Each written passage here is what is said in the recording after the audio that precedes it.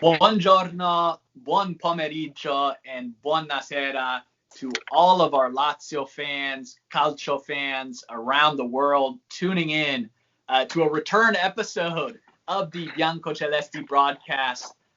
Thank you for joining us. I am our host, Sean McIntosh, joined as always by the Canadian kid, my counterpart up north, Stephen K. Moore. Stephen, my friend, it's been a while. How the heck are you? Doing well, keeping busy. COVID's starting to take a toll a little bit, but hopefully we're near the end of that. But yeah, keeping busy and staying well. How about yourself? Busy to say the least, an absolute understatement. We apologize to all of our listeners for the hiatus. Both Stephen and I have started new jobs. I've got a newborn. It's been a pretty chaotic past couple months, but we are excited to return. Lots to talk about. No better time to reunite, Stephen, than the days right before the Derby Della Capitale. We are thrilled to talk about this match. Obviously, no bigger one for us when it comes down to laying out the fixture list every year. Regardless of where the teams stand, we know this one is always circled on our calendars. So, let's dive into this. I know there's a lot to talk about. There's been a lot of excitement, a lot of drama, just a lot of headaches in recent matches for us. So, let's talk about these two clubs and the form they're going in. First, we'll start with Lazio. As we know, they are coming off of, I don't know, is it a high? It's a big result, I suppose. It's one we should have against Parma. But regardless of what should have happened, I came out of it thrilled because there's nothing like a 95th minute winner to get the heart going. And of course, the meaning behind that goal, besides the 3 points, besides the fact it keeps us a little bit alive for our Champions League hopes, and we'll talk about that. But a big one for our man, our king, our hero, King Cheetah, his 150th with the club, an absolute milestone, absolute elite status, because he did so in less than 5 seasons for the club, which is tremendous. But a couple things I went out and tweeted that made this big. Of course, everybody knows the 150 goals, milestone, all-time club leader in goals. But this was his 5th campaign scoring 20 or more goals. 4 with Lazio, 1 with Torino, which most seem to forget that he played at Torino, which shows his consistency in league play. But this is 5 seasons. There's only been 3 other players that have done that in the history of Serie A. The last was Gabriel Batistuta, who obviously Batigol, an absolute beast during his time with Fiorentina, of course, with our rivals in Rome. But that's elite club status for him, and tremendous the way it happened. Obviously, a little bit fortunate for us, but a game we absolutely had to have. You look back at all of our matches really post-Milan. We look at it, we come out of Milan 3-0. We feel good about ourselves, beating a big club. We're beating a club that's competing for Champions League, the winter champions, and we lay some duds after that. You look at the fixture list, it's Genoa 4-3, a match in which we played some tremendous calcio to start, but ultimately end up giving some silly goals. Of course, we know nothing's easy with Lazio, so I guess should be expected, but has us a little bit worried. And then we lay 2 duds. Fiorentina, quite possibly the worst match of the season for us, losing 2-0 to a club that absolutely has nothing to play for. And then Parma, a relegated club that takes every bit of that 95 minutes to seek out a result, in which we may have been even worse in that match when you look at it. So form-wise, given that context, how do you feel? Yeah, like you said, 3-0 over Milan was massive, and like when you consider the race of how tight it was then and how tight it is now, it's kind of been that way for quite some time. So heading into Genoa, like for some reason, I always remember growing up, it was Genoa who we always had a tight match with, for whatever the case may have been. But in recent times, like we'd been dominating them. So going into that game, it was like, okay, like I think we're gonna dominate them and win this game, especially after that 3-0 result against Milan. But then at the end there, you see us kind of start shaking away, and it's like we're shriveling after we can see that one goal. Those 1-2 goals, they happen so quick, and then it's like we're scrambling against the Genoa side. It's like that's got to be something that's kind of ingrained mentally. And like Ciro Immobile said after the last game against Parma, they said we can always be a Europa League team, or we can kind of improve our mentality and say, hey, you know what, we're going to be this top 4 team. We're going to play in the Champions League and play against the best because we are the best, right?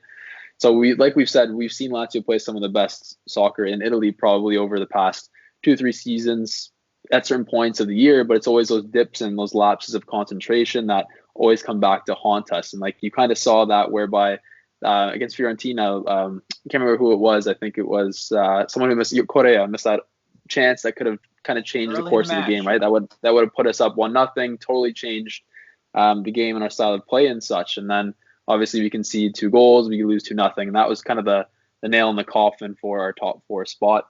Unfortunately, it kind of looks like. That's the disappointing piece. So for me, yes, we go back to this moment. Correa, brilliant opportunity, misses that chance, quite possibly could have changed the course of that game. But us as a club that, again, we were a Champions League team. We know the quality of our starting lineup. We know where Fiorentina sits right now. Shouldn't we not be that type of club that looks back and says, well, if we would have not had that one missed opportunity to start the game, like, yeah, maybe against a Juve of old, maybe against Inter, we can say that. But against Fiorentina, for us to be so reliant on one opportunity to start the match, like that goes to your point where it's got to be a mentality thing. And that lack of consistency, and we've seen these runs that we've gone on where we've had these unbeaten runs this year, but very different, at least for me. I never got that feeling that I got last year when we went on that unbeaten run. You know, there was a run of where we were just clearly outplaying teams. Now, certainly sometimes where we got a little bit lucky, but this year when we went on any sort of unbeaten run, it seemed like we were still hanging on by the skin of our teeth. It never seemed like we were dominating. So you would have that one Milan match, but then you would follow it up with games where, you know, we weren't the better team. Why do you think that's the case? It's a difficult one to answer. Like, honestly, look what you just said there. It was kind of confusing to me because you come against the streaks that we had. They haven't been games where we've sat there and been like, we have been the better team. Against Milan, we were cruising. We were enjoying life. That was a very good day for Lazio. When we go into a game against Genoa, Fiorentina, Parma, we're literally like what is not working? And whether that be, like we talked about from the get-go, the tactics, whether that be the player's mentality, whether that be tiredness, who knows at this point? It could be a total combination of certain factors, but it is very odd that continues to happen. And we've seen it over the past 2-3 years when we've been playing very well, and then we come out just looking like it just looks like a boring game. It looks like we're not trying to create anything. We're not trying to have a desire and that drive. Like against Milan, we came out there hungry. Like we came out, Lazio was all over the ball. We were winning the 50-50 challenges. We were creating chances. We were shooting. Against these other 2-3 teams, like we haven't done the same approach. That kind of seems to be the case for whatever reason. I'm not too sure. Maybe you have an idea or one single point, but I got a combo of factors. Yeah, it's mind-blowing because so last year we can at least pinpoint it. COVID, break, we know the depth wasn't there. 3 fixtures in the span of days. You know, this team just wasn't built to sustain that. So for me, quite simple. We can point to something. This year, we've had week in between games. No major injuries, knock on wood. Like we've had our top lineups for these matches, at least. Sure, we were without Milinkovic-Savic and Aleva against Parma. But again, it's Parma. Like, what are we doing? And so for me, it truly is mind-boggling because this club showed what they were able to do. We brought the same players back for the most part. There is that consistency and cohesiveness. So it truly is bewildering to me. that we just can't figure it out. It's not as if the squad all of a sudden lost its talent, right? Correa should still be that same player. Cheeto, is our most consistent player. I mean, it's another 20-goal campaign, but I just can't quite pinpoint what that big difference is that's led to such an inconsistent approach, because we've had a consistent lineup. And if there's one thing we know about Simone is he loves that consistent lineup. And so I don't know. It's really hard for me to figure it out. Who's been during this run your most disappointing player? Because we can't figure it out from a team side, but is there a player that you're looking at saying, yep, if he stepped up and he played a little bit better, we may be in a different position? I think looking at the team as a whole right now, I think that obviously our left flank has been disappointing overall. In addition to Lucas Leiva, who's obviously like kind of the glue to the whole operation, and if he's not there, he's not sticking with everyone, then obviously we're going to have a tough game dominating the midfield. We can have Luis Alberto's, we can have the Miklic Savic.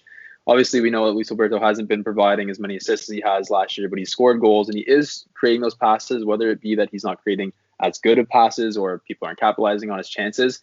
I can't really pin it down on our key players, but maybe some people can and say that they need to step up more than they already have. But I think our left flank has been the one that is struggling. Like we're still playing Lulic, and Lulic, after returning and not playing for a year, is starting over Mohamed Fares, and we've tried to bring in Johnny, Dermisi, Lukaku. Like we've had so many players over the years try to play in that position, and we still haven't found a solution for it. And I feel like it's a topic that we've talked about so many times over the past few years. Listen, it's just ridiculous. We're gonna do this podcast for 20 years, and we're still gonna be talking about our left wing back issues. Yeah. And Lulic will probably still be the guy. Yeah. He'll probably take over on the department for scouting, hopefully, and try to find someone who will take over for him. But yeah, I think that's definitely the position that's been the most disappointing player-wise.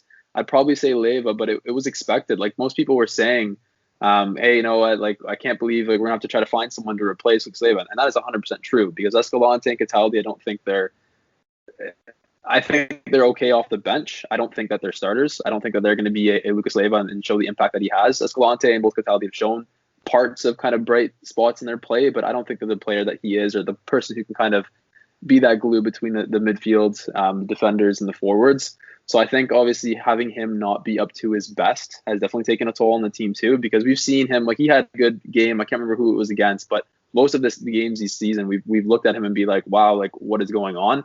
And I think Inzaghi's even started to notice this too, because we've seen him coming off in the 50th, 60th, 70th minute in most games. So it's clearly definitely something that he's seen going wrong. So hopefully we're able to kind of reinforce that position and the left flank this summer. So I'd probably say those positions.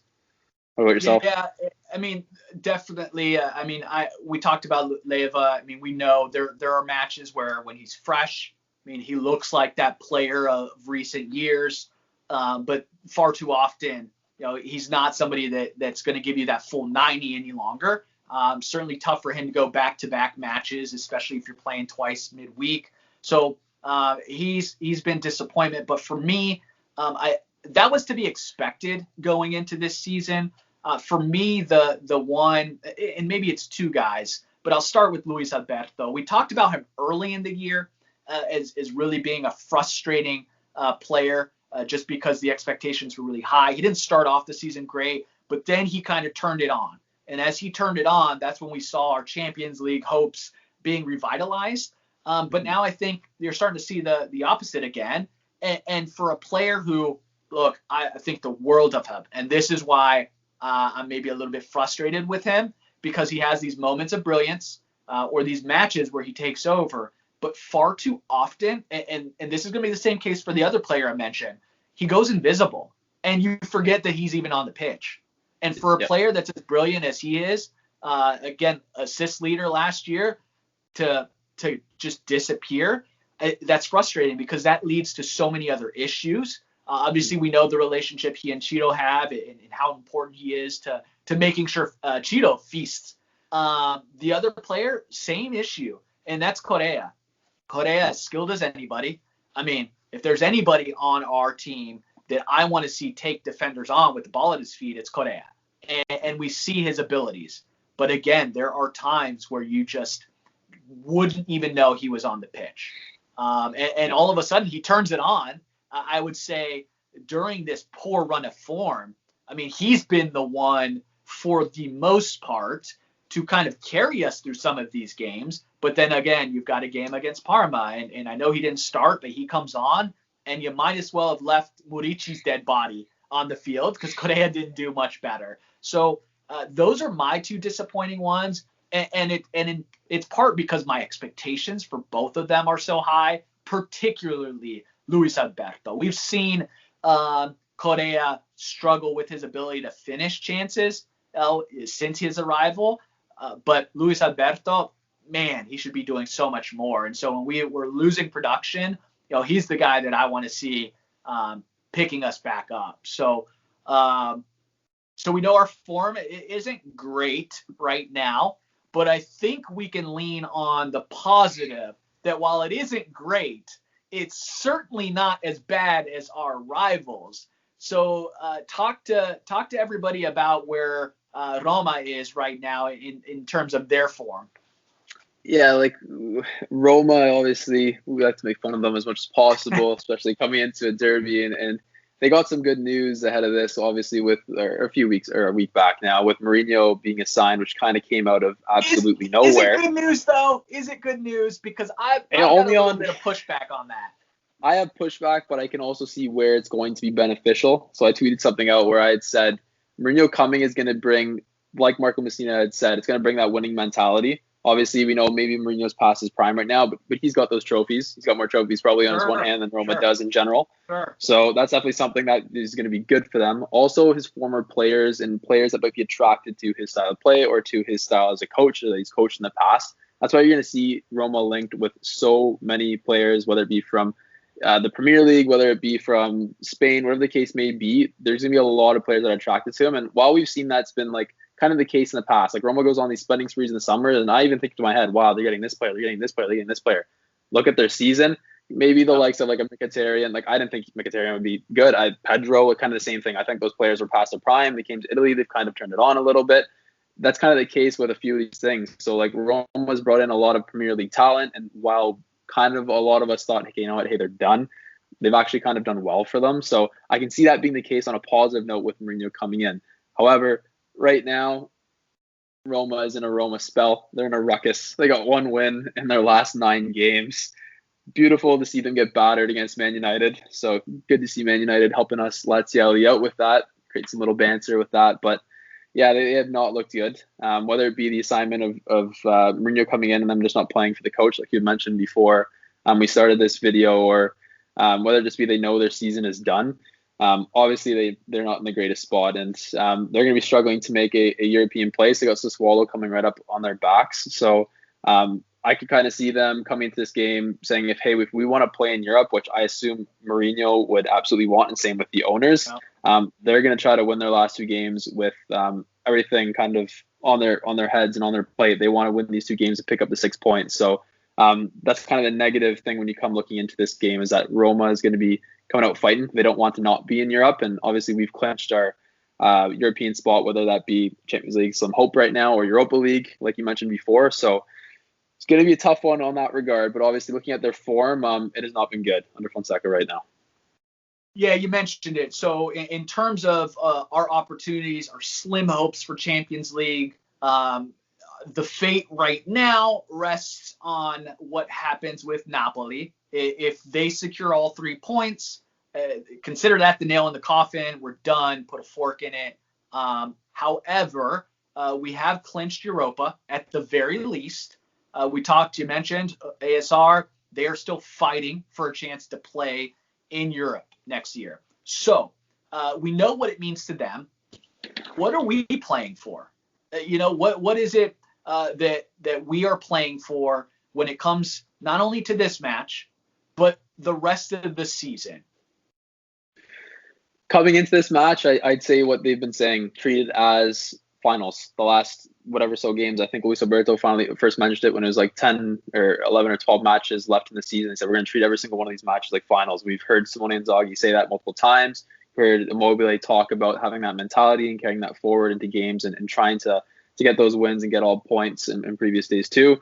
So I think coming into this game, it's to win and get all of these points. Like that's kind of the goal of this Lazio side right now. Obviously, like you said, Napoli's got Fiorentina and Hellas Verona. Hopefully Fiorentina is able to do what they did to us to Napoli, but who knows, obviously. So if Napoli secures these 3 points this weekend, obviously I think the last 2 games against Torino and Sassuolo, I think we're just going to have to allow for some squad rotation. I know they want to get all the 3 points and stuff like that, but I think at that point, like play the Ciro Immobile, but let the other players kind of get integrated, whether that be Raul Moro, like we've called for, or Nicolo Armini, like we've called for all season. Hopefully to see some of them fresh faces, but maybe even try some new tactics out, like try a 4 at the back formation, like try new things. But that's obviously after the Roma game. Coming into this Roma game, it's a derby. Obviously, end of the day, this is one of the biggest games in the season. Faced them twice. We killed them in the first game. We want to do the same. That's another reason why Roma's going to come out so strong is they already know that we slapped them in the first game. So they're going to come out very strong at us. So we definitely have to be on our A level and bring that type of quality game that we played against Milan and try to show our best. And hopefully that all the players are kind of thinking that as well. Because obviously we know we got a tight schedule here. I think like every 2-3 days for the rest of the season, we have a game on midweek and on the weekend. So it's going to be a tough one, but they definitely have to go in to this game at least with still hoping the top 4 spot, treated like a final, and obviously we'll move on from there. Yeah, and for us, you mentioned it, like post this match, I think we need to focus on rotation. We need to give opportunities to the likes of Moro and Armini. But yeah, this match means everything for these 2 clubs. We are both going to be finishing this season trophyless, which isn't a surprise for ASR. That tends to be the trend for them. For us, you know, we've been able to pick up some trophies these recent years. Unfortunately, this is a season without one. And so we can finish 2 years in a row ahead of Roma in the table, which is big. Obviously, you want to win the Derby because gives us bragging rights going into the off season, gives us a little bit of momentum to look back on this season with a little bit of pride. You know, obviously our goal and our ambitions were Champions League. You and I both predicted when we went into the season that Lazio was going to finish outside of Champions League. I think we both had us at 5 or 6, and we both predicted. And I believe we both had ASR outside of European spots, if not that last European spot. So a little bit of a pat on the back to both of us. Unfortunately, we wanted to be wrong about the Lazio angle, and maybe some chance we are. However, a pretty, I mean, again, for us, when we fail to qualify for Champions League, we tend to at least walk out of a season with some sort of hardware. Tough to judge this year. I'll say for me, man, it's tough. I'll say this year is a disappointment just because while we predicted this, I was still a little bit hopeful inside. But given that we can finish the season ahead of Juve even, that can happen maybe. The fact that we were still fighting till the end for a Champions League spot, we still secure European place. And if we can obviously end the season by bashing Roma and staying ahead of them in the table, you know, not too bad at all. How do you view this season? Success, not success? Kind of along the same lines that you had mentioned, but like we said, finishing above Juve would be very good. Obviously, they have Inter, which is going to be a tough match. Yeah. I don't think Inter's going to take them lightly.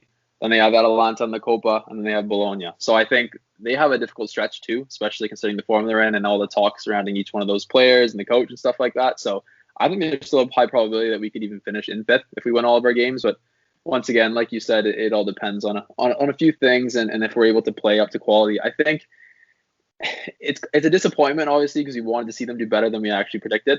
But coming into the season, we had looked at their off-season moves, and we went, compared to the other clubs, not at the same caliber.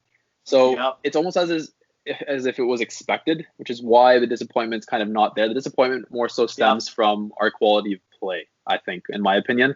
Obviously, we saw what they were able to do, and we see these little stretches we're able to go on. But you kind of touched upon it perfectly. You said we've gone on these winning streaks, but maybe one every three, maybe only one every four would be that one game where like this was the Lazio. They dominated the game. We're used to seeing this. The rest of them we're grinding out results. So I think that's more so where the disappointment stems from. The rest of it was kind of as expected. I think when you look at our squad compared to other teams, you look at how much we've been able to score, the form that we've been in and stuff like that. The goal was obviously to play in the Champions League. It was obviously to get as far as possible. We saw us come up against Bayern Munich, and obviously a few mistakes kind of ruined that tie for us. I think that was obviously a David versus Goliath scenario anyways. But obviously seeing us do well in the Champions League, progress to the round of 16, that was definitely that kind of spark, and I think the highlight of the season, and that's what they wanted to do.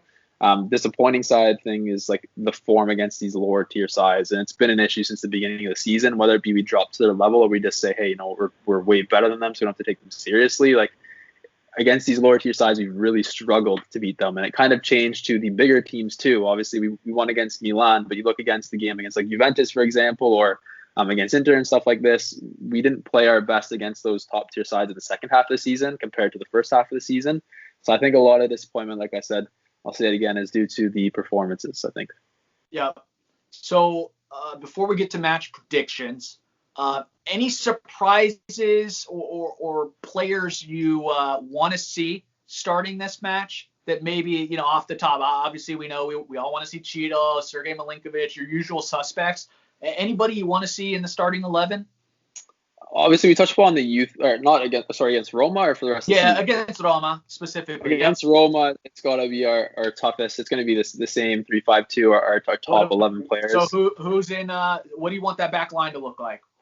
I think it's going to be a toss-up. I think Strakosha played really well, and we talked about this too on our podcast earlier on. We said that we needed someone to come in and give Strakosha a battle. And obviously, for whatever reason, I think news had come out today that Lazio are actually trying to sell Strakosha over the winter mercato, but he unfortunately was suffering from a knee injury, so they weren't able to offload him. And we've said this too. Maybe he was injured, and he was. But when he came back and he was sitting on the bench and he was fit, we were like, what's going on? There's no reason for Pepe, no disrespect to Pepe Reina. He's obviously a top-class goalkeeper. He's played for some of the biggest clubs in the world, but despite his age, he should be like a Buffon right now. He should be that second goalie, not our starter. So obviously seeing that Strakosha played well against Parma, that was definitely a good sign. So I'd like to see him in goal. Luis Felipe has been back. That's what he was fighting to be back for. He came back a little sooner, which was definitely good to see. And I'd like to see him play at right center back over the likes of Patrick or Marusic.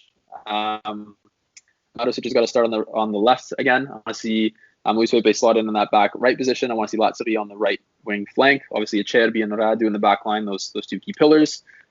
Lucas Leiva, Milinkovic-Savic, Luis Alberto, those three. Hopefully Milinkovic-Savic is playing with that face mask, looking like a warrior as per usual. And then Correa and Joe Immobile up top. Yeah, so Strakosha, absolutely. I think he deserves it. We've talked about it. Here's the thing. The difference for me between Pepe Reina and Strakosha. We know Strakosha is limited when it comes to his ball distribution. And we know how much Simo wants to play out of the back. And Strakosha is not necessarily the best suited for that. Pepe Reina, a little bit better when it comes to that. But the biggest thing for me is that Strakosha can single-handedly keep you alive in a match and win you matches. Like, he came up big in Parma. Like, we drop points in that match if we don't have Strakosha. That's the one Nono had said in that match. If Pepe Reina was in goal, whether it be due to his height, whether it be to his reaction, his timing, his speed, those shots were in. And that would have changed, obviously, the time. Yes. So he doesn't make a ton of egregious, like obviously egregious errors where, again, sometimes Strakosha can, straggle the line a little bit and again, his distribution. But Pepe throughout the season has made mistakes, and they're oftentimes shots that you can say it wasn't his fault, but you look at a player like Strakosha, and he's making those saves. And obviously, he's a younger player, he's more athletic. He is a pure shot stopper, at the end of the day. And I know people get frustrated with some of the things he can't do well, but I don't know about you, and I don't know how the game has evolved to this point where we now scoff at really great shot stoppers, but that's the primary function of a goalkeeper, and Strakosha does that pretty well. So I want to see him close out the rest of the season, and if it is our goal to offload him and sell him in the off season, I mean, we've got to boost his value, and you can't do that by sitting on the bench. So for me, we talked about the things that we want to see the remainder of the season. Well, for me, Strakosha not only has to start this match against Roma, but he needs to be playing every match here on out. I'd still like him on the club next season. Maybe we pick up a Buffon to back him up. That would be great. I saw rumors today that he turned down Roma. So we know Buffon throughout his career has had a little bit of a soft spot for Lazio. So that would be great. So if the option comes up with Buffon or Pepe Reina, which one do you take? Oh, Buffon, no questions asked. I mean, absolutely no questions asked. Take the footballing aside, like that, just personal. That I love Buffon. I think he's the greatest of all time. Obviously he brought Italia that 2006 trophy. But for me, somebody great for a player like Strakosha to learn from. I think he's shown that he'll accept that backup role, as he has at Juve in recent years. Keeps him in Italy. So for me, no questions asked. I mean, we know what Pepe Reina offers at this point. For me, it's just not good enough. He should be our starter. But yeah, that's what I want to see. Outside of that, we're on the same page in terms of the rest of the lineup. So match predictions, who you got? Lazio, 100%. We're going strong to end the season. I want to see an absolute pummel against Roma this weekend. I'd like to say 3-0. I think it's going to be a little tighter. I can't see, depending on who starts in goal and what the lineup looks like. Obviously, if it's in our ideal lineup and we play well, 3-0. If not, I kind of see us conceding a goal. So whether it be 2-1 or 3-1, I kind of see that maybe being the case. But I'll stay strong and go with 3-0 bold prediction with Lazio here. Yeah, you read my mind. I wanted to say 3-0. However, clean sheets are hard to come by. So I expect at least one boneheaded error. So 3-1 for me. 3-1 for me, and I will feel all the pleased with that 3-1. Absolutely for us. Again, we can at least smile a little bit when we finish this season, regardless of what happens. We've clinched a European spot. Obviously not what we wanted entirely, but all things considered, we know this has been a crazy year. COVID has affected the team early on. We were able to, again, we didn't even talk about what we obviously accomplished in Champions League. Getting out of a pretty tough group, battering Dortmund in that opening match, tons of highlights to look back on, and obviously, reaching the round of 16, you face Bayern Munich, and that's what's going to happen. So no disappointment on that side of things. But all in all, I think if we can come out of this one winning and winning handedly, we can smile back on this season for sure. So this was fun. We'll be doing this again a little bit more frequently. I think we're both a little bit more settled in. But as always, Laziali, sempre Forza Lazio, and we'll see you all soon.